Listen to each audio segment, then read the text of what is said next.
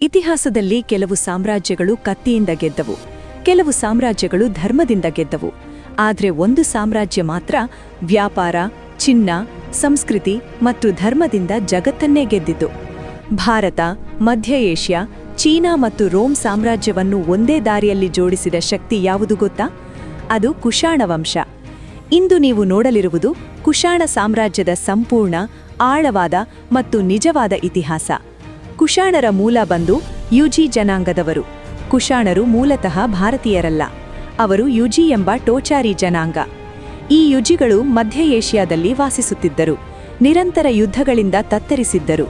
ಶಿಯಾಂಗ್ನು ಜನಾಂಗದ ದಾಳಿಯಿಂದ ತಮ್ಮ ನೆಲ ತೊರೆದು ವಲಸೆ ಹೋಗಬೇಕಾಯಿತು. ಈ ವಲಸೆ ಅವರನ್ನು ತಂದಿದ್ದು ಬ್ಯಾಕ್ಟ್ರಿಯಾ, ಇಂದಿನ ಅಫ್ಘಾನಿಸ್ತಾನ ಪ್ರದೇಶಕ್ಕೆ. ಇಲ್ಲಿ ಯುಜಿಗಳ 5 ಕುಲಗಳಲ್ಲಿ ಒಂದು ಕುಲ ಮಾತ್ರ ಮುಂದೆ ಬಂದು ಸಂಪೂರ್ಣ ಇತಿಹಾಸವನ್ನೇ ಬದಲಾಯಿಸಿತು. ಅದುವೇ ಕುಶಾಣ ವಂಶ. ಈ ವಂಶದ ಸ್ಥಾಪಕ ಕುಜುಲಾ ಕಾಡ್ಫಿಸಸ್. ಇವನು ಯುಜಿ ಕುಲಗಳನ್ನು ಒಗ್ಗೂಡಿಸಿದನು, ಇಂಡೋ ಗ್ರೀಕ್ ರಾಜರನ್ನು ಸೋಲಿಸಿದರು, ಉತ್ತರ ಭಾರತದತ್ತ ಸಾಮ್ರಾಜ್ಯ ವಿಸ್ತರಿಸಿದರು. ಅವರು ತಮ್ಮನ್ನು ಮಹಾರಾಜಾಧಿರಾಜ ಎಂದು ಕರೆದುಕೊಂಡ ಮೊದಲ ಕುಶಾಣ ರಾಜ. ಇವರ ಕಾಲದಲ್ಲೇ ಕುಶಾಣ ಸಾಮ್ರಾಜ್ಯ ರಾಜಕೀಯವಾಗಿ ಸ್ಥಿರವಾಯಿತು. ಕುಜುಲಾ ಕಾಡ್ಫಿಸಸ್ ನಂತರ ಅವರ ಉತ್ತರಾಧಿಕಾರಿ ವಿಮಾ ಕಡಫಿಸಸ್ ಬಂದನು. ಇವನು ಬಂಗಾರದ ನಾಣ್ಯ ಚಲಾವಣೆಗೆ ತಂದ ಪ್ರಥಮ ರಾಜ ಆಗಿದ್ದಾನೆ. ಚೀನಾದ ಜೊತೆ ಯುದ್ಧವನ್ನ ಸೋತನು ಮತ್ತು ಅವರಿಗೆ ಕಪ್ಪು ಕಾಣಿಕೆ ಕೊಡಲು ಒಪ್ಪಿದನು. ನಂತರ ಕುಶಾಣರ ಪ್ರಸಿದ್ಧ ಮತ್ತು ಪರಾಕ್ರಮಿ ದೊರೆ ಕನಿಷ್ಕ ಬಂದನು. ಇವನು ಸಾಮ್ರಾಜ್ಯವನ್ನು ವೇಗವಾಗಿ ವಿಸ್ತರಿಸಿದರು. ಕುಶಾಣ ಸಾಮ್ರಾಜ್ಯ ವ್ಯಾಪಿಸಿದ ಪ್ರದೇಶಗಳು ಅಫ್ಘಾನಿಸ್ತಾನ, ಪಾಕಿಸ್ತಾನ, ಉತ್ತರ ಭಾರತ, ಕಾಶ್ಮೀರ, ಮಧ್ಯ ಏಷ್ಯಾ ಆಗಿದ್ದವು. ಮುಖ್ಯ ರಾಜಧಾನಿಗಳು ಪುರುಷಪುರ, ಇಂದಿನ ಪೇಶಾವರ್ ಮತ್ತು ಮಥುರಾ ಆಗಿದ್ದವು. ಕನಿಷ್ಕನು ಭಯಂಕರ ಯೋಧ, ಶಕ್ತಿಶಾಲಿ ಚಕ್ರವರ್ತಿ, ಆದರೆ ಅದಕ್ಕಿಂತ ಮಿಗಿಲಾಗಿ ಧರ್ಮಪಾಲಕ ರಾಜನಾಗಿದ್ದನು. ಚೀನಾದ ಜೊತೆ ಯುದ್ಧ ಮಾಡಿ ಗೆದ್ದನು ಮತ್ತು ಕಪ್ಪು ಕಾಣಿಕೆ ಕೊಡುವುದನ್ನು ನಿಲ್ಲಿಸಿದನು. ಕನಿಷ್ಕಪುರ ಎಂಬ ನಗರ ನಿರ್ಮಾಣ ಮಾಡಿದನು.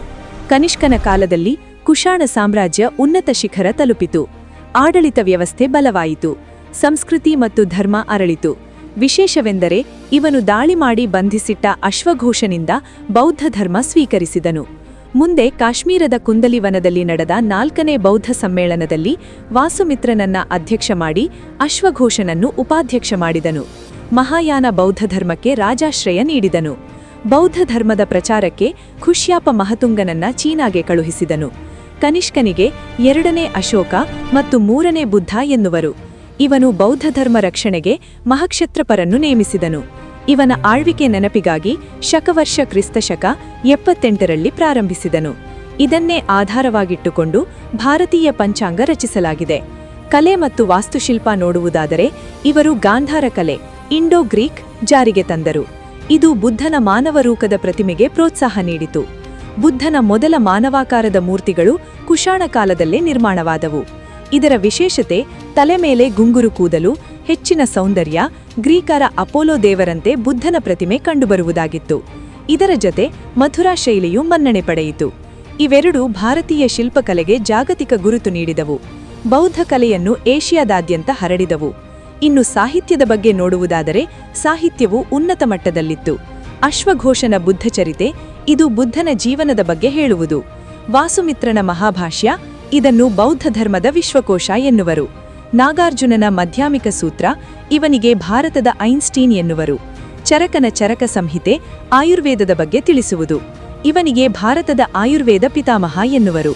ಶುಶ್ರುತನ ಶುಶ್ರುತ ಸಂಹಿತೆ, ಇದು ಪ್ಲಾಸ್ಟಿಕ್ ಸರ್ಜರಿ ಬಗ್ಗೆ ತಿಳಿಸುವುದು. ಕನಿಷ್ಕನ ನಂತರ ಬಂದ ವಶಿಷ್ಕ, 2ನೇ ಕನಿಷ್ಕ, ವಾಸುದೇವ ಎಲ್ಲರೂ ದುರ್ಬಲ ಉತ್ತರಾಧಿಕಾರಿಗಳಾಗಿದ್ದರಿಂದ ಸಾಸನಿಯನ್ ಪರ್ಷಿಯರ ದಾಳಿಯಿಂದ ಗುಪ್ತ ಸಾಮ್ರಾಜ್ಯದ ಉದಯಕ್ಕೆ ಮನ್ನಣೆ ದೊರೆಯಿತು. ಕುಶಾಣ ಸಾಮ್ರಾಜ್ಯ ಕುಸಿಯಿತು, ಆದರೆ ಅವರ ಕೊಡುಗೆಗಳು ಎಂದಿಗೂ ಅಳಿಯದಂತೆ ಗುರುತು ಬಿಟ್ಟವು. ಕುಶಾಣರ ವಿಶೇಷ ಅಂಶಗಳ ಬಗ್ಗೆ ನೋಡುವುದಾದರೆ ಕುಶಾಣ ಅರಸರನ್ನು ದೇವಪುತ್ರರು ಎನ್ನುತ್ತಿದ್ದರು. ಭಾರತಕ್ಕೆ ಬೂಟು ಹಾಕಿಕೊಂಡು ಬಂದ ಮೊದಲ ವ್ಯಕ್ತಿ ರಾಜ ಕನಿಷ್ಕ. ಕನಿಷ್ಕನು ಬೌದ್ಧ ಧರ್ಮದ ಕೃತಿಗಳನ್ನು ಚೀನೀ ಭಾಷೆಗೆ ಭಾಷಾಂತರಿಸಿದನು. ಕನಿಷ್ಕನು ನಾಣ್ಯದ ಮೇಲೆ ಬುದ್ಧನ ಚಿತ್ರವನ್ನು ಟಂಕಿಸಿದನು. ಇದು ಕುಶಾಣ ವಂಶದ ಸಂಪೂರ್ಣ ಇತಿಹಾಸ ಆಗಿದೆ. ಇಂತಹ ಮರೆತು ಹೋದ ಸಾಮ್ರಾಜ್ಯಗಳ ಆಳವಾದ ಕಥೆಗಳನ್ನು ನೋಡಲು ಅನ್ಟೋಲ್ಡ್ ಪೇಜಸ್ ಕನ್ನಡ ಚಾನೆಲ್ ಅನ್ನು ಲೈಕ್, ಶೇರ್ ಮತ್ತು ಸಬ್ಸ್ಕ್ರೈಬ್ ಮಾಡುವುದು ಮರೆಯಬೇಡಿ ಸ್ನೇಹಿತರೆ. ಮತ್ತೊಂದು ಮರೆತ ಇತಿಹಾಸದೊಂದಿಗೆ ನಾನು ನಿಮ್ಮ ಮುಂದೆ ಬರುತ್ತೇನೆ. ಧನ್ಯವಾದಗಳು.